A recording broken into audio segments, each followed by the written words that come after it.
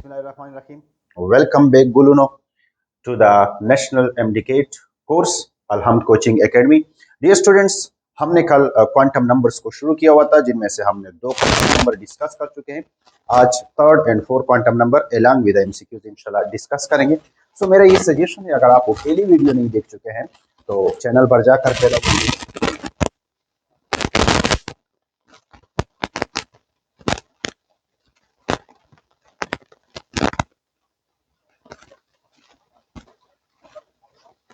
Friends, magnetic quantum number का दूसरा name क्या है? मैंने जितने भी क्वांटम नंबर को एक्सप्लेन किया है,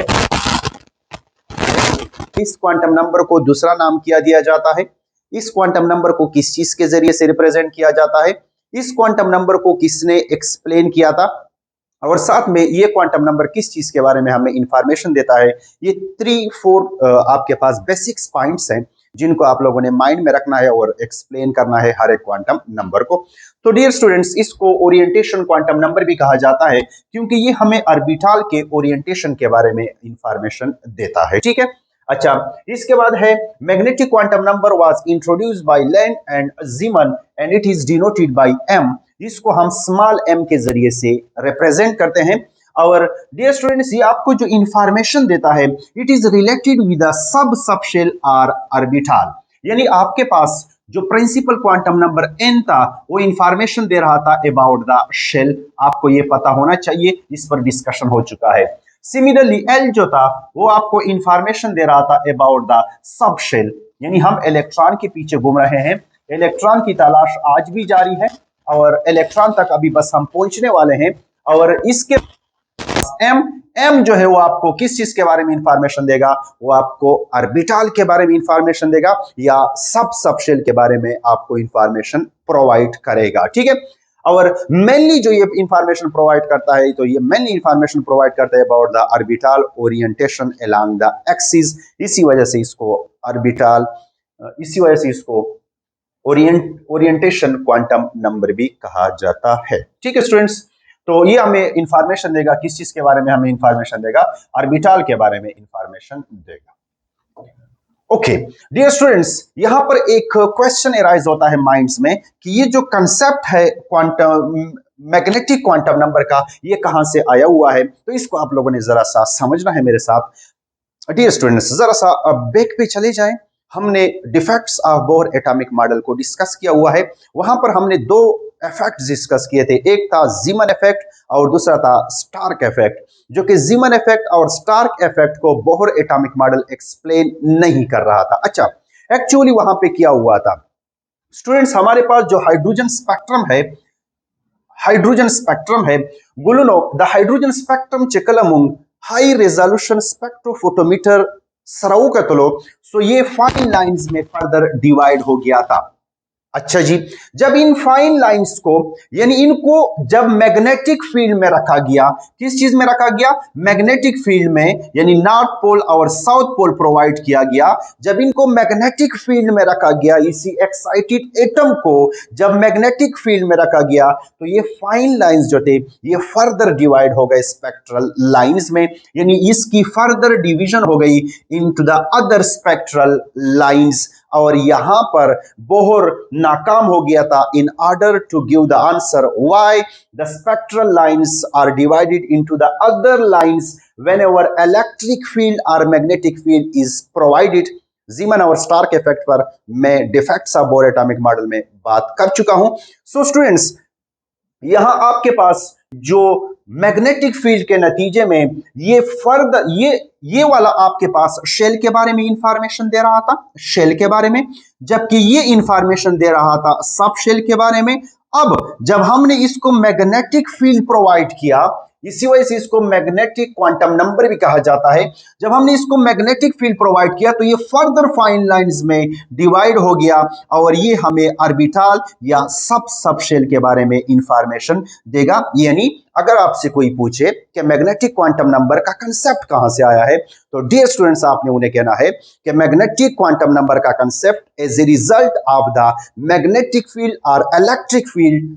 जब भी हम मैग्नेटिक या इलेक्ट्रिक फील्ड को किसी भी एक्साइटेड एटम को प्रोवाइड करते हैं, तो स्पेक्ट्रम जो है वो अदर स्पेक्ट्रल लाइंस में डिवाइड होता है is a result of providing magnetic और इलेक्ट्रिक फील्ड। और यहां से ऑर्बिटल का कंसेप्ट और यहां से मैग्नेटिक क्वांटम नंबर जो है वो उसके शुरुआत होते हैं और मैग्नेटिक क्वांटम नंबर यहां से निकल आता है।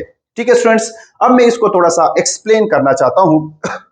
लेट से हमारे पास एक इलेक्ट्रॉन मौजूद है, एस सबशेल के अंदर है, ऊपर से वो आ रहा है नीचे पी सबशेल में, लेट से आ रहा है इलेक्ट्रॉन पी सबशेल में आ रहा है।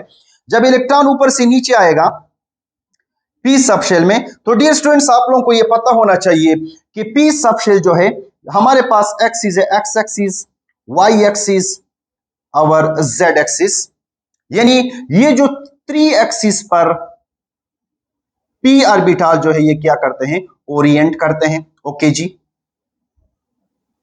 ओरिएंटेशन, इसको हम बोलते हैं पी एक्स, इसको हम बोलते हैं पी वाई और इसको हम बोल लेते हैं पी जेड। नेम मैंने इस तरह से दिए हैं, इस पर आप लोग टेंशन मत ले कि इसको आपने पी जेड क्यों कहा, इसको आपने पी एक्स क्यों कहा। स्टूडेंट्स, जब इलेक्ट्रॉन एस से पी में आता है, जब इलेक्ट्रॉन एस से पी में आता है तो ये या पी एक्स में आएगा, पी वाई में आएगा, पी जेड में आएगा, जिसमें भी आएगा सेम एनर्जी का एक स्पेक्ट्रम देगा, जिसमें भी आएगा सेम एनर्जी का एक स्पेक्ट्रम देगा, क्योंकि ये तीनों के तीनों ऑर्बिटल जो यहां पर है, ये तीनों के तीनों ऑर्बिटल की एनर्जी सेम है। इन तीनों की तीनों ऑर्बिटल की एनर्जी क्या है, सेम है। मेरे साथ रहिएगा प्लीज, यहां पर बहुत अच्छा कंसेप्ट देने वाला हूं, यानी सेम एनर्जी है। अगर ऑर्बिटल की एनर्जी सेम होती है, सेम होती है, तो इनके लिए हम वर्ड इस्तेमाल करते हैं डीजेनरेट ऑर्बिटल्स। क्या वर्ड इस्तेमाल करते हैं, डीजेनरेट, डीजेनरेट ऑर्बिटल्स।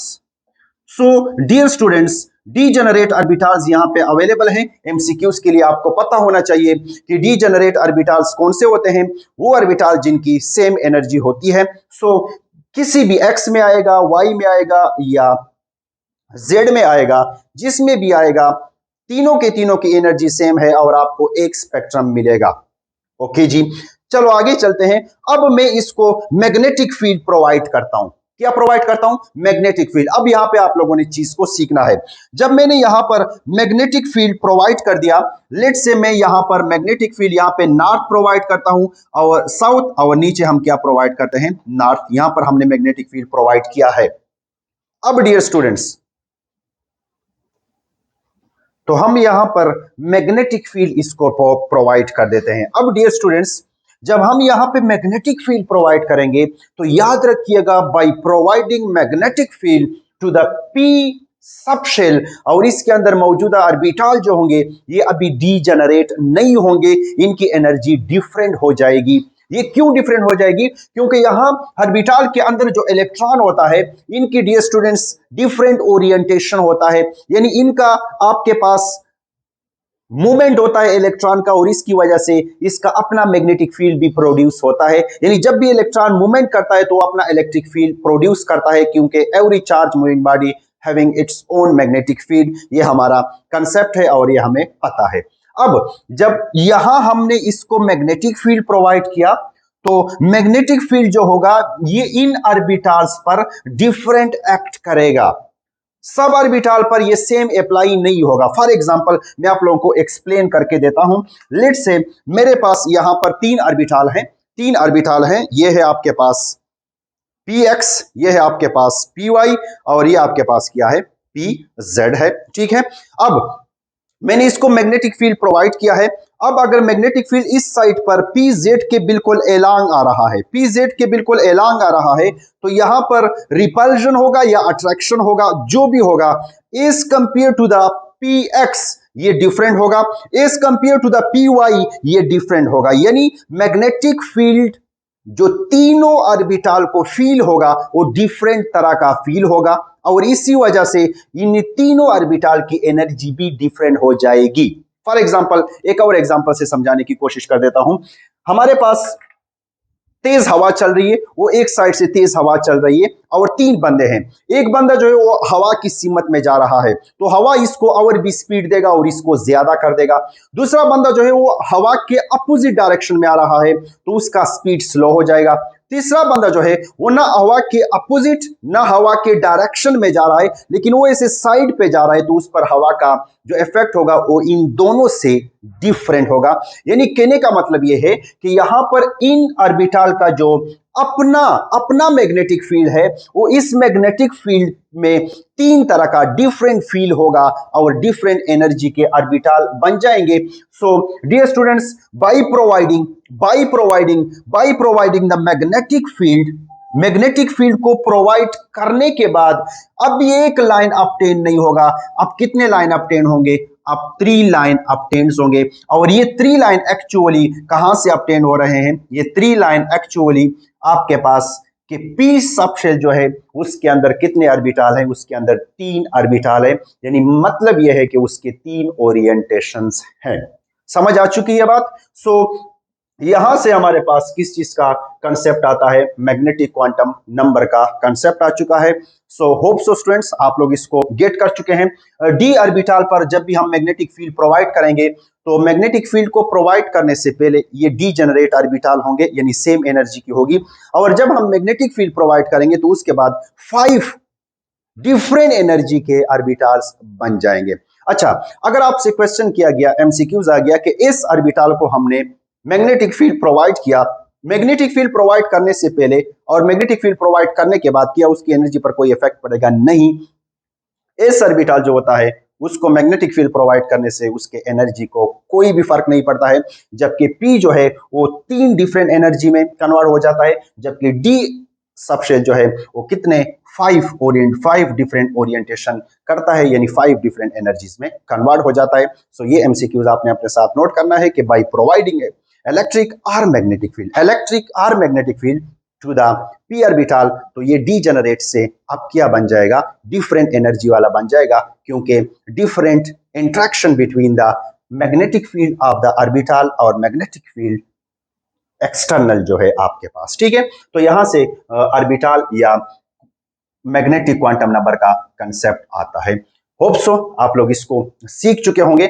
चलो आगे चलते हैं कि मैग्नेटिक क्वांटम नंबर से हमें क्या क्या इंफॉर्मेशन मिल सकते हैं, उस पर हमारा डिस्कशन होगा। ये तो जस्ट कंसेप्ट था कि कहां से आ चुका है। सो जब भी आपसे कोई पूछे तो जीमन या स्टार्क इफेक्ट को माइंड में लाइएगा, और जीमन और स्टार्क इफेक्ट के नतीजे में ऑर्बिटल का कंसेप्ट या मैग्नेटिक क्वांटम नंबर का कंसेप्ट आया है। चलो आगे चलते हैं।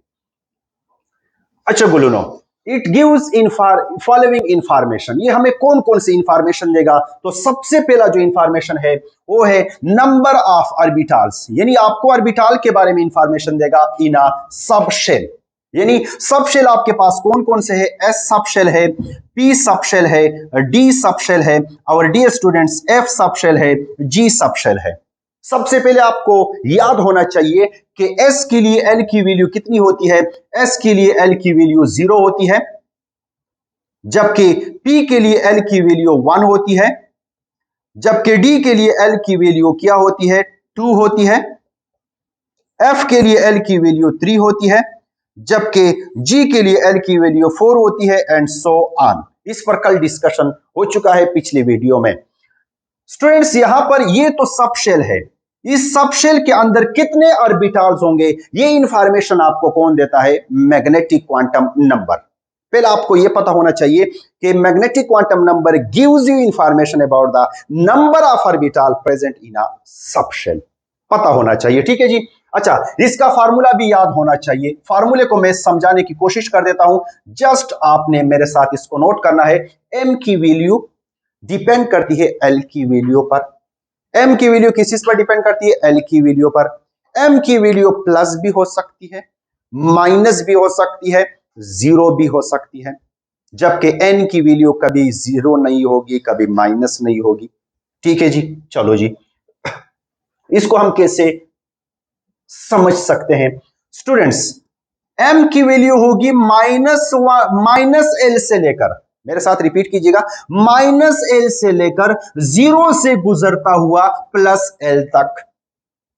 क्या मैंने बोला? एम की वैल्यू माइनस एल से लेकर 0 से गुजरता हुआ प्लस एल तक। समझाने की कोशिश करता हूं कैसे। यानी एस के अंदर मैं नंबर ऑफ ऑर्बिटल्स या एम की वैल्यू मालूम करना चाहता हूं। ठीक है स्टूडेंट्स, सो m यहां पर किसके बराबर होगा, will be equal to l की वैल्यू यहां पर है 0, सो -0 हो जाएगा, l की जगह मैंने पुट कर दिया, से किस चीज से गुजरता हुआ, 0 से किस चीज तक, प्लस l तक, और प्लस l भी यहां पर 0 हो जाएगा।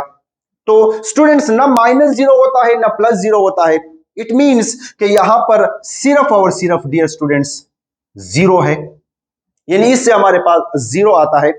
इस 0 का यह मतलब नहीं है कि यहां पर कोई भी ऑर्बिटल मौजूद नहीं है, इसका मतलब है कि यहां पर एक ऑर्बिटल मौजूद है। कितने ऑर्बिटल मौजूद है, एक ऑर्बिटल, और इसको हम एस ऑर्बिटल के अंदर हम बोलते हैं कि यहां पर कौन सा मौजूद है, यहां पर एस मौजूद है, यानी एक ऑर्बिटल मौजूद है। इस 0 का मतलब 0 नहीं है। अच्छा जी, चलो शॉर्टकट से सीखते हैं। हमारे पास नीचे शॉर्टकट फार्मूला है। Dear students be remember, national इम्डिकेट में आपसे डायरेक्ट फार्मूला भी पूछा जा सकता है। सो हम यहां पर शॉर्टकट से समझते हैं कि एस ऑर्बिटल के अंदर कितने, एस सबशेल के अंदर कितने नंबर ऑफ ऑर्बिटल मौजूद हैं। शॉर्टकट फार्मूले से समझते हैं। शॉर्टकट फार्मूला है 2l+1। अच्छा, एस के लिए l की वैल्यू कितनी है, 0 है, तो हमारे पास हो जाएगा 2 × 0 + 1। ओके, अगर हम इसको सॉल्व करें तो 0 + 1 will be equal to the 1। It means कि इस सबशेल के अंदर कितने ऑर्बिटल मौजूद हैं, एक ऑर्बिटल मौजूद है। ठीक है स्टूडेंट्स, चलो आगे चलते हैं। पी की बारी आती है। डियर स्टूडेंट्स, अगर शॉर्टकट को देखें, डायरेक्ट आप पुट करें, तो इट मींस के पी सबशेल के अंदर 3 ऑर्बिटल मौजूद है इस शॉर्टकट फार्मूले के मुताबिक। अगर हम यहां से इसको समझने की कोशिश करें तो हमने एल की वैल्यू की तरफ आना है। डियर स्टूडेंट्स, एल की वैल्यू पी के लिए कितना है, 1 है, तो एम की वैल्यू कितनी होगी, एम की value means number of orbitals कितने होंगे। ओके, चलो, तो हमारे पास m will be equal to the -l यानी एल की वैल्यू 1 है, सो -1। अच्छा, किससे गुजरता हुआ, 0 से गुजरता हुआ, कहां तक, +l तक, और l की वैल्यू 1 है यानी +1। इसका मतलब क्या है डियर स्टूडेंट्स, इसका मतलब यह है कि यहां पर आपके पास -1 वैल्यू भी है, 0 वैल्यू भी है, और +1 वैल्यू भी है। यानी आपको यहां कितने ऑर्बिटल नजर आ रहे हैं, कितने वैल्यूज नजर आ रहे हैं, 3 वैल्यूज नजर आ रहे हैं एम के। इट मींस के पी सबशेल के अंदर कितने ऑर्बिटल मौजूद हैं, 3 ऑर्बिटल्स मौजूद है। ओके स्टूडेंट्स, सो आपके पास यहां पर इसके अंदर 3 ऑर्बिटल में इसको इस तरह से बॉक्स के जरिए से रिप्रेजेंट करने की कोशिश करता हूं। और स्टूडेंट्स, एक को हम बोलते हैं px, दूसरे को हम बोलते हैं py, और तीसरे को हम बोलते हैं pz, क्योंकि इन ऑर्बिटल का ओरिएंटेशन जो होता है वो एलॉन्ग, एक का होता है एलॉन्ग x एक्सिस, दूसरे का होता है एलॉन्ग y एक्सिस, और तीसरे का होता है एलॉन्ग z एक्सिस। सर कैसे पता चला कि इनका ओरिएंटेशन इन एक्सिस के एलॉन्ग होता है, इस वैल्यू से पता चला है। आपके पास कितने एक्सिस है, 3 एक्सिस है, m की वैल्यू कितनी आई है, 3 आई है। इट मींस कि एक एलॉन्ग x एक्सिस ओरिएंट कर रहा है, दूसरा एलॉन्ग y एक्सिस ओरिएंट कर रहा है, और तीसरा एलॉन्ग z एक्सिस ओरिएंट कर रहा है। ठीक है स्टूडेंट्स, चलो आगे चलते हैं। और यहां आपके पास आ चुका है d। स्टूडेंट्स, d के लिए अगर हम मालूम करें so m will be equal to the, पहले तो शॉर्टकट से मालूम करते हैं। शॉर्टकट में यहां पर मैं 2 पुट करूंगा, सो 2 2s are 4 + 1 यानी 5 orbitals are inside the d subshell. ठीक है, अच्छा, यहां से हम इसको समझने की कोशिश करते हैं। सो l की वैल्यू 2 है, सो हमारे पास क्या हो जाएगा, -2। अब वो मेरा सेंटेंस याद रखिएगा, मैंने कहा था -l से लेकर 0 से गुजरता हुआ +l तक। इसका मतलब क्या है, -l से लेकर, अच्छा, -2 के बाद कौन होता है, -2 के बाद -1 होता है। अच्छा, -1, अब इसके बाद किसकी बारी है, 0 की बारी है, 0 से गुजरता हुआ +l तक। +l कितना है, +2 है, लेकिन गुजरता हुआ रास्ते में जा रहे हैं, -2 -1 0, तो रास्ते में एक और कौन आएगा, आएगा +1। तो अभी आप इसको गिन सकते हैं कि कितने हैं, 1 2 3 4 5, यानी m की वैल्यू कितनी आ चुकी है, 5 आ चुके हैं। इट मींस कि डी सब शेल के अंदर कितने ऑर्बिटल मौजूद हैं? 5। और इनके ओरिएंटेशंस कितने होंगे? 5 ही ओरिएंटेशन होंगे, यानी कुछ एक्स एक्सिस के एलॉन्ग होंगे, कुछ अबव होंगे, कुछ in between the x and y axis होंगे। ठीक है स्टूडेंट्स, चलो यहां पर हम इसको बनाने की कोशिश करते हैं। 1 2 3 4, 1 2 3 4 5। तो इसके नाम हो जाएंगे dx, dy z, dzx, dx square minus y square और dz स्क्वायर, ये इनके क्या हो जाएंगे? नेम्स हो जाएंगे। और इनके ओरिएंटेशन भी हम आपको इस तरह से समझा सकते हैं कि dx का मतलब ये है कि ये आपके पास एक x एक्सिस है, दूसरा आपके पास क्या है? y एक्सिस है। इनके दरमियान में ये ओरिएंट करेगा dx ऑर्बिटल। ठीक है, सिमिलरली सबको इस तरह से हम एक्सप्लेन कर सकते हैं। सो स्टूडेंट्स, यहां पर एक सीक्वेंस बन रहा है कि इस सब शेल के अंदर कितने ऑर्बिटल है? इस सब शेल के अंदर एक ऑर्बिटल है, p सब शेल के अंदर 3 ऑर्बिटल हैं, जबकि d सब शेल के अंदर 5 ऑर्बिटल हैं। अब आप लोग इस सीक्वेंस को जरा देखिएगा, ऑड नंबर है, पहले के साथ हमने 2 8 किया, फिर दूसरे के साथ हमने 2 8 कर दिया, यानी 1 + 2 3, 3 + 2 5, 5 + 2 क्या हो जाएगा? 7। तो F के अंदर कितने ऑर्बिटल मौजूद होंगे? F के अंदर 7 ऑर्बिटल मौजूद होंगे। और G के अंदर डियर स्टूडेंट्स कितने ऑर्बिटल मौजूद होंगे?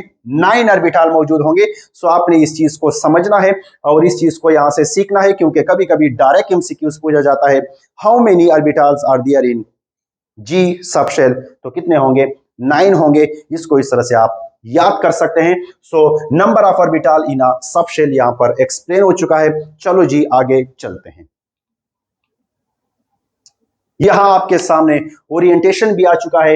ये है अलोंग द एक्स एक्सिस, ये है अलोंग द वाई एक्सिस, ये है along the Z axis. Similarly जो एस होता है इसकी वैल्यू 0 आती है, यानी वो किसी भी एक्सिस पर ओरिएंट नहीं करता है। जो किसी भी एक्सिस पर ओरिएंट नहीं करता है वो सारे एक्सिस पर ओरिएंट करता है, इसी वजह से उसका स्फेरिकल शेप बनता है। ठीक है स्टूडेंट्स, चलो आगे चलते हैं और आगे हम इसका एनदर इंफॉर्मेशन देखते हैं कि ये हमें और कौन सा इंफॉर्मेशन देता है। चलो जी आगे चलते हैं।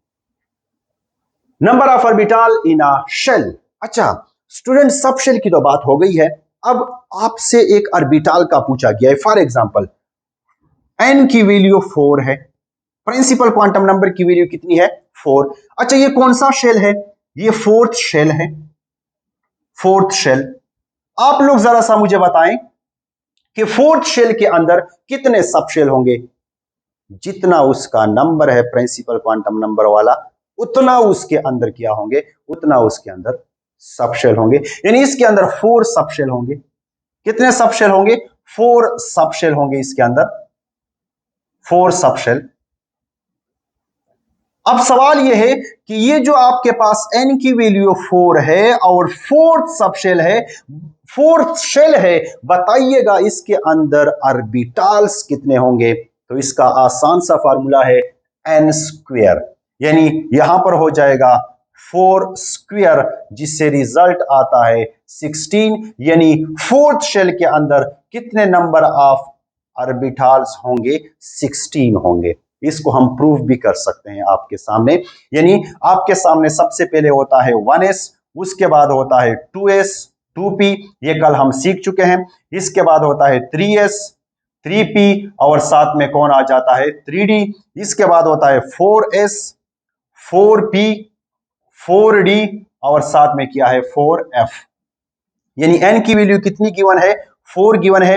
तो स्टूडेंट ये तो 4 के अंदर हो गए सब शेल, सब शेल। अब अगर हम इसके अंदर ऑर्बिटल को गिनना चाहें तो s के अंदर ऑर्बिटल 1 होता है, जबकि p के अंदर ऑर्बिटल 3 होते हैं, जबकि d के अंदर ऑर्बिटल 5 होते हैं, सॉरी 5 होते हैं, जबकि f के अंदर ऑर्बिटल क्या होते हैं?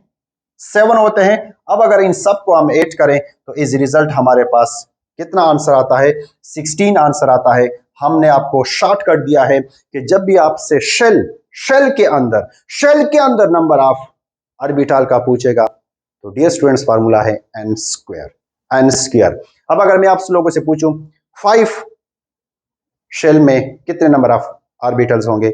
जवाब है 25। 6 में कितने होंगे? जवाब है 36। और आप इस तरह से प्रूफ भी कर सकते हैं। ठीक है स्टूडेंट्स, चलो आगे चलते हैं और आगे हम इसका थोड़ा सा देख देते हैं। एक चीज आपने अपने साथ नोट करना है, each orbital can accommodate maximum 2 electrons. Confuse नहीं होना है। शेल के बारे में डिस्कशन हुआ प्रिंसिपल क्वांटम नंबर के जरिए से, फिर उसके बाद एज़िमुथल क्वांटम नंबर सब शेल के बारे में डिस्कशन हुआ, फिर उसके बाद मैग्नेटिक क्वांटम नंबर डिस्कशन हो रहा है ऑर्बिटल के बारे में। स्टूडेंट्स, एक ऑर्बिटल जो एक इस तरह से स्क्वायर बॉक्स होता है, इसके अंदर 2 इलेक्ट्रॉन आ सकते हैं मैक्सिमम। कितने इलेक्ट्रॉन आ सकते हैं? 2 इलेक्ट्रॉन आ सकते हैं मैक्सिमम। आप मेरे साथ रहिएगा, इस वीडियो को देखें, मैं लास्ट में आपको ये प्रूफ भी करवाऊंगा कि इसमें 2 इलेक्ट्रॉन कैसे आते हैं। ठीक है, लेकिन अभी इतना आपने अपने साथ नोट करना है कि हर एक ऑर्बिटल के अंदर कितने इलेक्ट्रॉन आ सकते हैं? 2 इलेक्ट्रॉन आ सकते हैं। चलो आगे चलते हैं और देख लेते हैं कि हमारे पास क्या एमसीक्यूज है। ये एक एमसीक्यू है, पी ऑर्बिटल वर्ड इस्तेमाल किया गया है, P orbital, not a subshell, not a subshell can have a maximum of electron. Students, P subshell के अंदर 6 इलेक्ट्रॉन्स होते हैं जब सबशेल का वर्ड यूज हो जाए। लेकिन पी सबशेल के अंदर कितने ऑर्बिटल्स होते हैं? पी सबशेल के अंदर 3 ऑर्बिटल्स होते हैं। अब पी ऑर्बिटल का वर्ड इस्तेमाल किया गया है, यानी यहां पर इसका मतलब पी एक्स भी हो सकता है, यहां पर इसका मतलब पी वाई भी हो सकता है, यहां पर इसका मतलब पी जेड भी हो सकता है, लेकिन एक हो सकता है। तीनों की बात नहीं हो रही है, पी ऑर्बिटल्स नहीं, पी ऑर्बिटल की बात हो चुकी है। सो स्टूडेंट, ऑर्बिटल के अंदर मैक्सिमम कितने इलेक्ट्रॉन आ सकते हैं? 2 इलेक्ट्रॉन आ सकते हैं। तो हमारे पास कौन सा ऑप्शन सही है? 2 इलेक्ट्रॉन का ऑप्शन हमारे पास सही है। अगर ये एमसीक्यूज और भी हम इसको ऑथेंटिक बनाए और भी सही तरह से बनाए तो हमारे पास ये पी एक्स, पी वाई या पी जी भी हम इसका लिख सकते हैं। चलो जी आगे चलते हैं। स्टूडेंट्स, एक और एमसीक्यू है, आप लोगों से पूछा गया है number of orbital in a fifth shell. ये तो बताने की जरूरत भी नहीं है, इसका ऑप्शन आप लोग खुद पिक कर सकते हैं। मेरे ख्याल में ऑप्शन डी सही आ रहा है। आप लोगों के ख्याल में अगर कोई और ऑप्शन आ रहा है तो प्रूफ के साथ कमेंट में लिखिएगा। चलो आगे चलते हैं। स्टूडेंट, ये आपके पास मैग्नेटिक क्वांटम नंबर खत्म हो चुका है, जो कि आपको इंफॉर्मेशन देता है about the orientation of orbital along axis. ठीक है, साथ में आपको number of orbital in a subshell के बारे में इंफॉर्मेशन देता है। और आपने ये चीज अपने माइंड में रखना है कि N orbital can maximum accommodate 2 electrons. अब हम आते हैं स्पिन क्वांटम नंबर की तरफ। डियर स्टूडेंट्स, ये बहुत ही आसान क्वांटम नंबर है। आपके पास ये एक न्यूक्लियस है, न्यूक्लियस के इर्द गिर्द इलेक्ट्रॉन ऐसे घूम रहा है, तो ये है अराउंड द न्यूक्लियस इसका रोटेशन। लेकिन ये न्यूक्लियस के रोटेशन के साथ साथ अपने एक्सिस के एलांग भी रोटेट करता है, जिस तरह के मैं यहाँ ऐसे शो कर रहा हूँ। ये ऐसे एलांग द एक्सिस भी रोटेट कर रहा है और साथ में एलांग द न्यूक्लियस भी रोटेट कर रहा है। So student, spin quantum number आपको एक्सप्लेन करके देगा the rotation of electron along its own axis, the rotation of electron along its own axis, not along the nucleus. तो dear students, this is intrinsic property or extrinsic property? I think so this is intrinsic property, क्योंकि ये nucleus पे depend नहीं करता है, ये electron की अपने ही शेल में अपने एक्सिस के इर्द गिर्द घूमने को हम स्पिन कहते हैं। स्पिन क्वांटम नंबर जो है ये यहाँ पर किया है आपके पास, ये इंट्रिंसिक प्रॉपर्टी है। इंट्रिंसिक इसलिए है क्योंकि ये जो इलेक्ट्रॉन है ये along its own axis rotation कर रहा है, ये न्यूक्लियस की इन्फ्लुएंस में नहीं है। अगर एक्सटर्नल इस पर कोई इन्फ्लुएंस नहीं है, यानी इसके स्पिन पर न्यूक्लियस का कोई इन्फ्लुएंस नहीं है, दैट्स व्हाई वो एक्सटर्नल प्रॉपर्टी नहीं है, वो इंटरनल प्रॉपर्टी